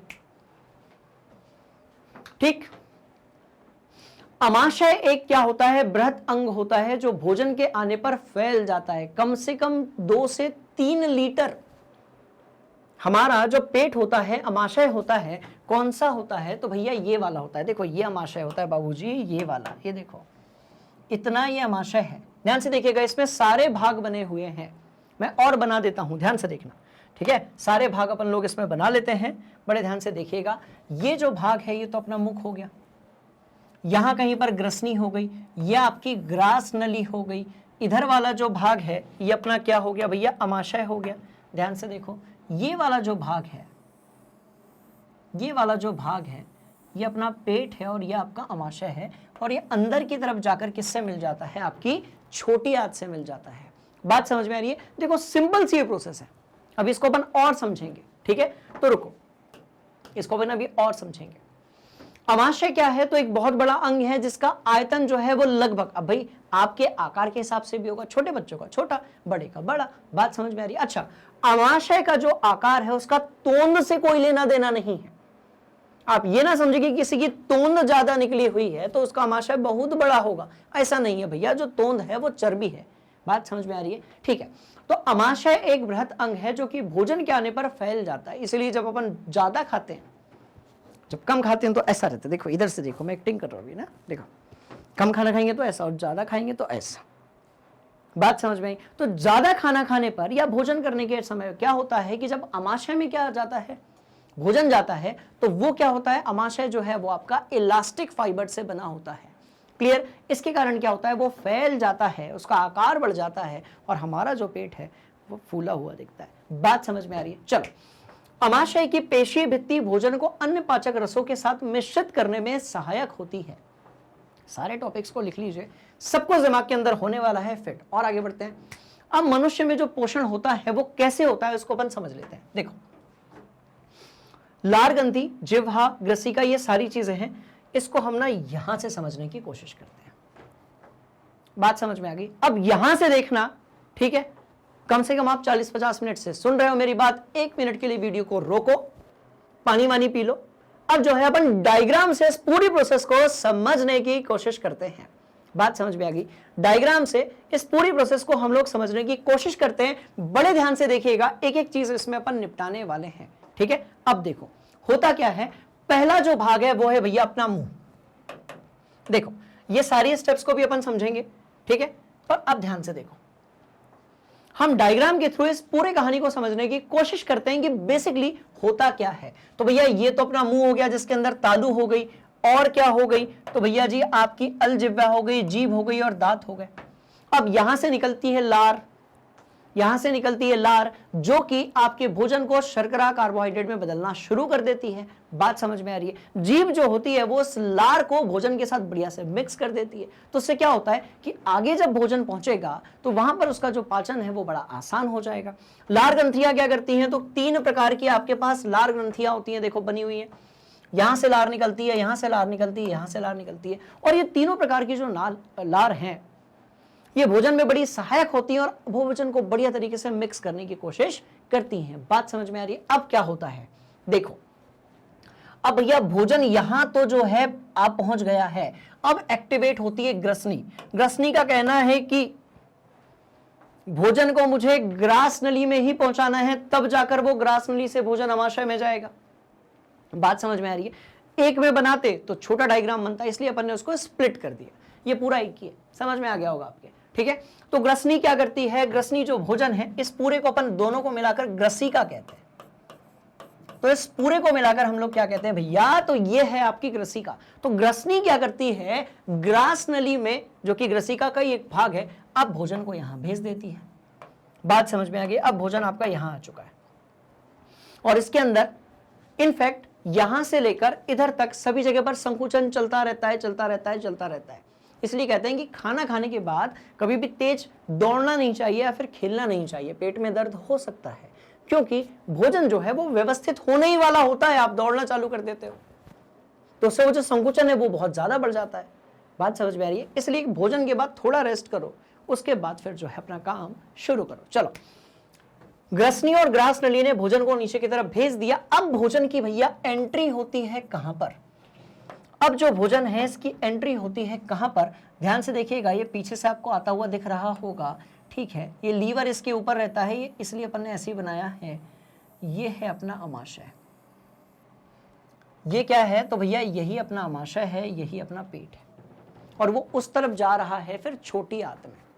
क्लियर है कहानी? ठीक है? तो ये जो अपना अमाशय होता है, अमाशय बोले तो पेट, और इस अमाशय के अंदर होता है आपका HCl और पेप्सिन होता है। बात समझ में आ रही है? इस अमाशय के अंदर आपका क्या होगा, तो लिखा है तो HCl होता है, पेप्सिन होता है और श्लेष्मा होता है। अब सुनो इस कहानी को बड़े ध्यान से। आप लोगों ने ये सुना होगा, कुछ लोगों को पेट का अल्सर हो गया, यानी कि पेट में छाले हो जाते हैं।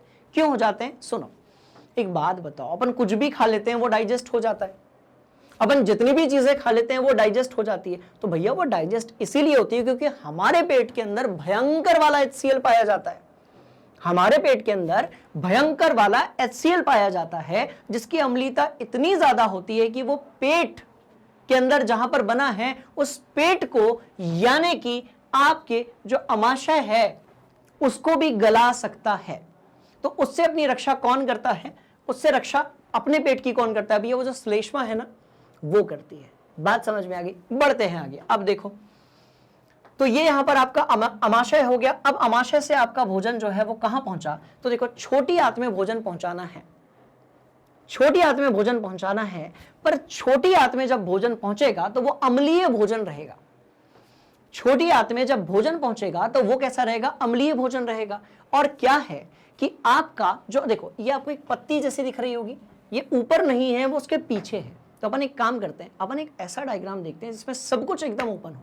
बात समझ में आई? सुनो, इसको हटाते हैं ऐसे, है ना। वापस से इस डायग्राम पे मैं आऊंगा, पर ध्यान से देखना, ये रहा वो डायग्राम।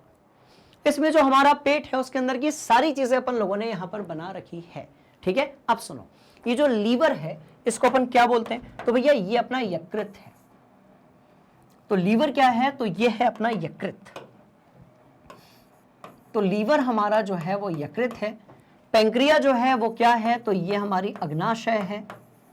पैंक्रिया जो है वो अग्नाशय है। ये जो चीज है ये क्या है? तो भैया ये छोटी आंत है। आंत को अपन इंटेस्टाइन कहते हैं, छोटी को अपन स्मॉल कहते हैं, ठीक है। तो ये छोटी आंत है। ये जो चीज है ये क्या है? तो भैया ये बड़ी आंत है, इसको भी नोट कर लो, चलो ठीक है। इधर जो चीज बनी हुई है ये क्या है? ये सेप्लिन है। और ये हमारा क्या है? तो भैया ये हमारा अमाशय है।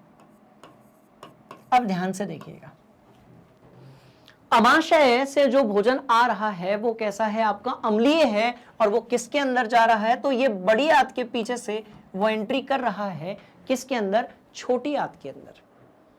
अब छोटी आंत के अंदर उसको दो ग्रंथियां छोटी आंत से आकर मिलती है। एक ग्रंथि तो भैया आपकी यकृत यानी कि लीवर हो गई, और दूसरी जो ग्रंथि है वो आपकी कौन सी है? तो वो कहां गई? कहां गई? अग्नाशय यानी कि पैंक्रिया हो गई।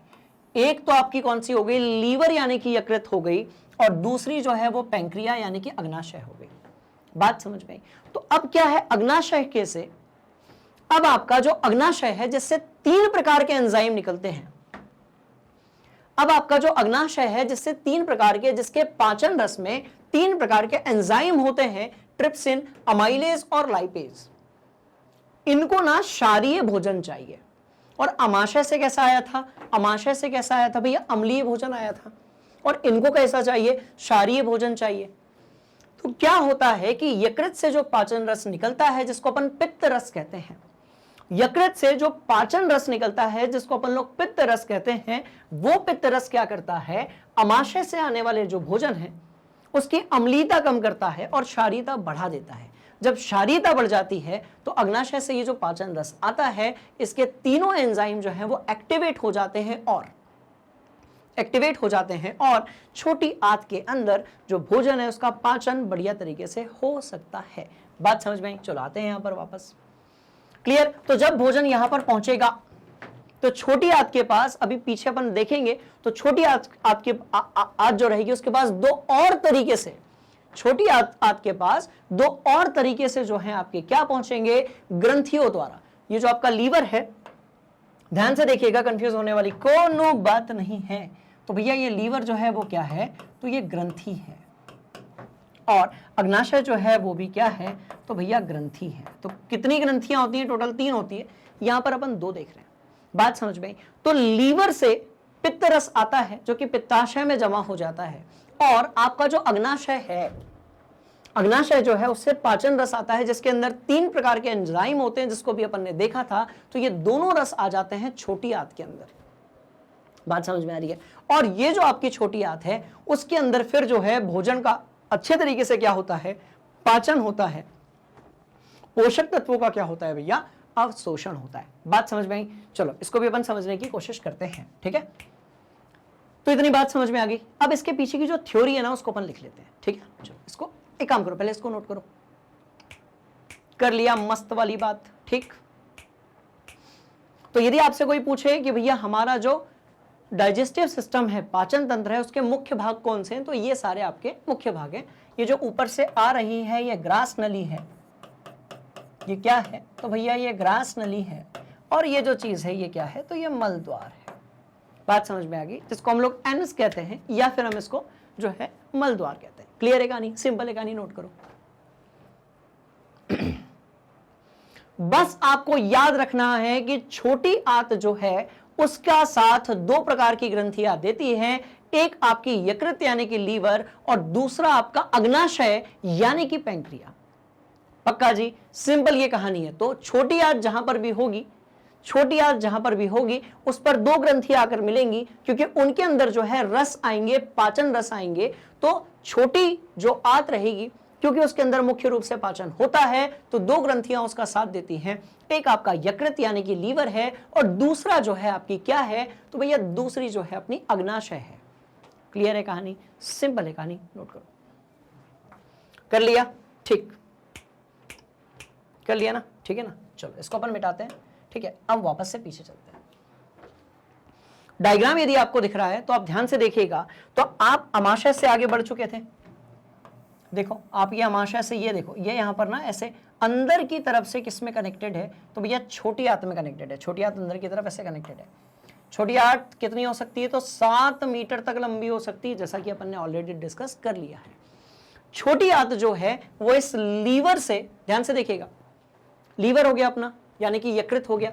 तो इस यकृत ने क्या बनाया, पित्तरस बनाया, और ये पित्तरस जमा कहां होता है, तो भैया पित्ताशय में।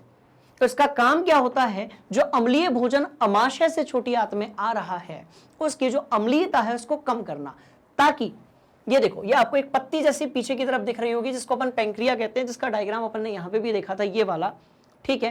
ताकि जो पेंक्रिया से निकलने वाले 3 प्रकार के एंजाइम हैं वो भोजन को बढ़िया तरीके से क्या कर सके भैया, पचा सके। बात समझ में आ गई। चलो अब भोजन कहां पहुंच गया आपका, छोटी आंत में। 7 मीटर के आसपास जो छोटी आंत है वो कैसी आपकी, लंबी है। अब उसने भोजन को पचाया, उसके अंदर जो दीर्घ रोम होते हैं जिसके बारे में अपन बात कर चुके हैं, दीर्घ रोम, तो उसके अंदर के जो दीर्घ रोम होते हैं वो क्या करते हैं, पचे हुए भोजन में से पोषक तत्व और आपकी जो ऊर्जा है उसको खींच लेते हैं और उसको ब्लड में भेज देते हैं। बात समझ में आ गई। और उसके बाद ये भोजन जो है, ध्यान से देखिएगा, ये भोजन फिर पहुंचता है किसके पास में, ये पहुंचता है बड़ी आंत के पास में। पूरा पाचन जो है वो छोटी आंत में हो चुका है। यकृत यानी कि लीवर, पेंक्रिया यानी कि अग्नाशय ने उसका पूरा पूरा साथ दिया है भोजन को पचाने के लिए।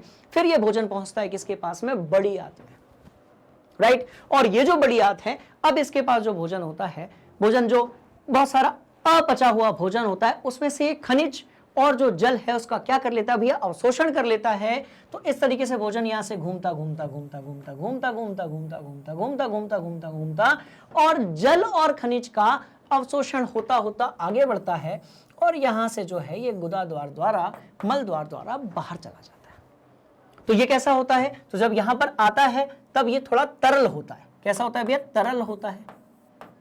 और ये यहां पर कैसा होता है, तो ठोस होता है। इधर पे तरल होता है और इधर पे कैसा होता है, तो ठोस होता है। अब याद करो, यदि किसी को दस्त लगा है, इसका मतलब उसकी जो बड़ी आंत है, मतलब उसका डाइजेशन अच्छे से नहीं हो पा रहा है, उसकी जो छोटी आंत है वो भी अच्छे से भोजन को नहीं पचा पा रही है, और जो बड़ी आंत है वो उस तरल रूप में से खनिज और जो जल है उसको अपनी तरफ नहीं खींच पा रही है, जिसके कारण आपका जो भोजन है वो तरल ही होता है, वो बाहर निकल जाता है। फिर बात समझ में आ गई। तो सारी ही चीजें बड़ी आपस में क्या है, कनेक्टेड है। बहुत अच्छे से इस डायग्राम को बनाइएगा, जितनी चीजें यहां लिखी है बनाइएगा, ताकि परीक्षा में यदि कुछ भी पूछ लिया जाए अपने को वो चीज बढ़िया से क्या होनी चाहिए भैया, बननी चाहिए। ठीक है, तो यहां से अपना पाचन शुरू हुआ था, वहां पर खत्म हुआ, और ये आपस में ऐसा कनेक्टेड है ना। मस्त वाली बात, पक्का जी। अब अपन ने डायग्राम से भी देख लिया, अब अपन थोड़े से नोट्स बना लेते हैं। सारी चीजें अपन ने डिस्कस कर ली, ठीक है। देखो, लार ग्रंथि, जिह्वा, ग्रसिका। ग्रसिका के अंदर 2 चीजें, कौन सी, ग्रसनी और आपकी ग्रास नली। नोट करो, पढ़ लिया। आगे डायग्राम, कोई दिक्कत वाली बात, सवाल ही नहीं पैदा होता। पढ़ते चलते हैं कहां पर, अमाशय पर। अमाशय के अंदर होता है भैया जठर रस। क्या होता है, जठर रस होता है, जिसको हम लोग बोलते हैं स्टमक आपका रस, यानी कि क्या हो गया, जूस हो गया। ठीक है, अब देखो अमाशय के भित्ति में होता है जठर रस, जिसमें होता है HCl, जो कि अम्लीय माध्यम तैयार करता है, जो पेप्सिन एंजाइम की क्रिया में सहायता करता है। मैंने क्या कहा था आपसे कि आप यदि बड़े बड़े भोजन के कणों को छोटे छोटे भोजन के कणों में बदलना चाहते हैं, उनके अंदर से यदि प्रोटीन, हाइड्रोजन कार्बोनेट, आपके जो विटामिन और ये सब फैट बाहर निकालना चाहते हैं, तो उसके लिए अपने को चाहिए होते हैं क्या, एंजाइम। तो यहां एंजाइम कौन सा है, पेप्सिन है, जिसका काम क्या होता है, ये प्रोटीन का पाचन करता है। मतलब वो सारी चीजें जिनमें प्रोटीन होता है उनका पाचन कहां पर होता है भैया, अमाशय में। एक और चीज, अमाशय में कार्बोहाइड्रेट का कोई पाचन नहीं होता। अमाशय में कार्बोहाइड्रेट का कोई पाचन नहीं होता, अमाशय में सिर्फ प्रोटीन का पाचन होता है। बात समझ में आ रही है। मतलब यदि आपने दूध पिया है यदि आपने दूध पिया है तो अमाशय में जाकर, क्योंकि वहां पर अम्ल है, तो अमाशय में जाकर आपने जो भी दूध पिया है वो दही में परिवर्तित हो जाएगा। बात समझ में आई? मस्त वाली कहानी, ठीक है। तो अमाशय में जब देखो HCl की मात्रा बढ़ जाती है, अमाशय में जब HCl की मात्रा बढ़ जाती है, अब HCl क्या है भाई? अम्ल है, तो एसिडिटी भी क्या होगी? बढ़ जाएगी। एसिड बढ़ेगा तो एसिडिटी भी क्या होगी? बढ़ जाएगी, फिर डकार आएगी। बात समझ में आई? फिर अपन क्या करते हैं? इनो बुलबुले लेते हैं जो कि क्षारकीय होता है, फिर केमिस्ट्री चालू हो जाती है, जिसके बारे में अपन ने केमिस्ट्री में पूरा डिस्कस किया था। आप जाकर देख सकते हो, अम्ल, क्षार और लवण वाला अध्याय। बात समझ में आ गई? बढ़ते हैं आगे। देखो तो भैया ऐसा है, HCl जो होता है अम्लीय माध्यम तैयार करता है, जो कि किसकी हेल्प करता है? पेप्सिन की। कहां होते हैं ये सब? तो भैया ये बाबूजी के अंदर होते हैं, ये यहां पर होते हैं। इसको अपन बोलते हैं अमाशय यानी कि पेट। आयतन होता है 3 से 4 लीटर तक, इतना ये मैक्सिमम गेन कर सकता है। चलो, अम्लीय माध्यम तैयार करता है जो पेप्सिन एंजाइम की क्रिया में सहायता करता है। यहां तक की कहानी भी समझ में आपके आ गई। चलो, पेप्सिन क्या करता है? प्रोटीन का पाचन करता है। पूरा देख लो, पूरा एक ही बार में निपटा देंगे। श्लेष्मा यानी कि म्यूकस क्या करता है? अब क्योंकि यहां पर बहुत भयंकर वाला एसिड बना हुआ था, वो तो इसको ही गला देगा। भाई पेट भी तो उन्हीं चीजों से मिलकर बना है ना, जिससे भोजन मिलकर बना है, तो पेट को ही गला देगा। तो श्लेष्मा इसकी एक आंतरिक, अंदर की तरफ जो है, श्लेष्मा एक ऐसी झिल्ली बना देता है, एक परत बना देता है, जिसके कारण वो जो आपका अमाशय है वो डाइजेस्ट ना हो। आप याद करो, जब अपने को भूख लगती है और पेट में कुछ नहीं रहता है, तो ये जो एसिड है वो इसी को डाइजेस्ट करना चालू कर देता है, जिसके कारण पता है क्या होता है? जिसके कारण हमें दर्द जैसा होने लगता है। फिर अपन पानी पीते हैं, थोड़ा रिलैक्स मिल जाता है। ठीक है, चलो बढ़ते हैं आगे। ठीक है, ध्यान से देखना। अमाशय अब चल रहे हैं किसकी तरफ? अब चल रहे हैं अपन छोटी आंत की तरफ। अब छोटी आंत में क्या होता है? ध्यान से देखिएगा। अमाशय से अब भोजन शुद्रांत में आता है, जहां भोजन का पूर्ण पाचन होता है। भैया जी, जहां पर भोजन का पूर्ण पाचन होता है, अमाशय से आने वाला भोजन अम्लीय है, जिससे लीवर यानी कि यकृत से स्रावित पित्त रस क्षारकीय बनाता है, ताकि अग्नाशय से आने वाले एंजाइम जो है उनकी क्रिया हो सके। तो लीवर जो है वो अग्नाशय के लिए भी हेल्प का काम करता है, और ये दोनों ही जाकर किससे कनेक्ट हो जाते हैं? आपके छोटी आंत से। चलो इसके बाद का देख लो। पित्त लवण यानी कि पित्त रस जो है वो वसा का इमल्सीकरण कर देता है, जिससे एंजाइम की क्रियाशीलता बढ़ जाती है और भोजन का पाचन बढ़िया तरीके से हो सकता है। कुछ इसी तरीके से क्षुद्रांत यानी कि छोटी आंत वाली बात हो गई। अब चलते हैं किसकी तरफ? भैया इस अभिक्रिया की तरफ, जो कि कहां पर होती है? आपके छोटी आंत की तरफ। इसको नोट करो, बढ़ रहे हैं आगे। चलिए, तो इस तरीके से जो है छोटी आंत, जिसको अपन लोग क्षुद्रांत भी कहते हैं, उसके सारे पार्ट्स को आपने नोट कर लिया होगा। अब उसमें क्या क्या है ध्यान से देखिएगा। यहां पर जो जटिल कार्बोहाइड्रेट होते हैं वो ग्लूकोज में परिवर्तित हो जाते हैं।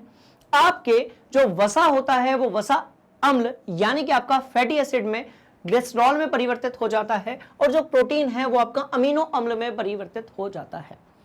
सिंपल सी ये कहानी है कि जो अमीनो अम्ल होते हैं वही प्रोटीन बनाते हैं, जो ग्लूकोज है वही कार्बोहाइड्रेट भी बनाता है। क्लियर? तो ये इस तरीके से ये तीनों चीजें परिवर्तित हो जाती हैं।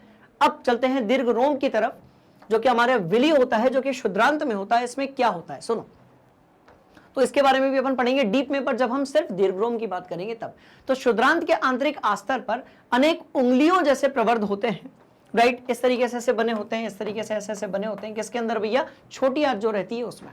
इनका काम क्या होता है? इनका काम होता है क्षेत्रफल को बढ़ाना, और शोषण के क्षेत्रफल को बढ़ाना इनका काम होता है। बात समझ में आ रही है? दूसरा, इनमें अनेक रुधिर वाहिकाएं होती हैं, जो भोजन को अवशोषित करके शरीर के प्रत्येक कोशिकाओं द्वारा पहुंचाती है, शरीर के प्रत्येक कोशिकाओं तक पहुंचाती है। बात समझ में आ गई? और बढ़ते हैं आगे हम लोग। अब चलते हैं हम लोग वृद्धांत यानी कि बड़ी आंत की तरफ, जिसमें क्या होता है कि जितना बिना पचा हुआ भोजन है उसके अंदर जो भी खनिज है और क्या है आपका जल है, उसको वो क्या कर लेता है? अवशोषित कर लेता है, और जो ठोस पदार्थ है उसको क्या कर देता है? शरीर से बाहर कर देता है मल द्वार द्वारा। बात समझ में आएगी? अब देखो, भोजन को पचाने के लिए हमें चाहिए होती हैं बहुत सारी क्या भैया? ग्रंथियां। तो कौन सी ग्रंथियां होती हैं उसके बारे में भी हम लोग जल्दी से देख लेते हैं, क्योंकि यहां से बनते हैं बहुत सारे क्वेश्चंस। बात समझ में आई? तो ये कहानी आपको और अच्छे तरीके से क्या हो जाएगी? क्लियर। देखो ध्यान से। अब पाचन ग्रंथि के नाम, उनके स्राव, एंजाइम क्रियाधरों के नाम, उत्पाद एवं हम किसकी बात करेंगे, कार की। तो ये कहानी शुरू कहां से होती है, ध्यान से देखिए, लार से शुरू होती है। और लार जो है, इसमें जो स्राव होता है उसको अपन लार कहते हैं, लार ग्रंथि से निकलता है, या फिर हम इसको लाला रस कहते हैं। बात समझ में आ रही है। और इसके अंदर आपका जो एंजाइम होता है वो कौन सा होता है, एमिलेज एंजाइम होता है। इसके अंदर जो है वो एमिलेज एंजाइम होता है। और क्रियाधर मतलब ये किस पर काम करता है, तो भाई मंड पे और स्टार्च पे। किसका पाचन करता है ये, तो ये स्टार्च का पाचन करता है, जो कि किस में होता है, हमारे भोजन में होता है। बात समझ में आ रही है। और क्या बनाता है उसको, तो स्टार्च को ये शर्करा में परिवर्तित करता है और शुगर का पाचन करता है। बात समझ में आ गई। दूसरी बात, अब चलते हैं किसकी तरफ, जठर ग्रंथि की तरफ, जो कि कहां पाई जाती है, हमारे अमाशय में। हम चलते हैं किसकी तरफ, जठर ग्रंथि की तरफ, जो कि पाई जाती है अमाशय में, जिसके अंदर होता है क्या, जठर रस, ठीक है। और क्या क्या होता है, पेप्सिन होता है और HCl होता है। ये जो जठर रस होता है इसमें पेप्सिन होता है और क्या होता है आपका, HCl होता है। और ये किसका पाचन करता है, तो भैया ये प्रोटीन का पाचन करता है। और कैसे करता है, तो आंशिक रूप से पाचित प्रोटीन के कण HCl भोजन के माध्यम से अम्लीय बनाता है तथा पेप्सिन प्रोटीन का पाचन करता है। तो पेप्सिन को, प्रोटीन का पाचन करने के लिए अम्लीय माध्यम चाहिए, जो कि कौन बनाता है, आपका HCl बनाता है। बात समझ में आ गई। और आगे कहानी लेकर चलते हैं, चलो। तो कौन सी भैया, दो ग्रंथि हो गई, लार ग्रंथि हो गई, जठर ग्रंथि हो गई। बढ़ते हैं आगे, चलते हैं तीसरी सबसे इंपॉर्टेंट ग्रंथि की तरफ, जिसको हम लोग लीवर कहते हैं, यानी कि यकृत कहते हैं। इसमें से निकलता है पित्तरस, जो कि जमा कहां पर हो जाता है, पित्ताशय में। जैसे जैसे छोटी आंत को जरूरत होती है वैसे पित्ताशय से पित्तरस जो है उसमें जाता रहता है। और ये कोई एंजाइम नहीं होता, इसमें कोई एंजाइम नहीं होता, पर ये किसका पाचन करता है, तो ये वसा का करता है। किसका करता है, तो भैया लीवर जो है वो आपके वसा का क्या करता है, पाचन करता है। और किसमें, कैसे करता है, तो वसा के बड़े कणों को छोटी गोलिकाओं में बदल देता है, अर्थात उसका इमल्सीकरण कर देता है, तथा भोजन के माध्यम को क्षारकीय बनाता है।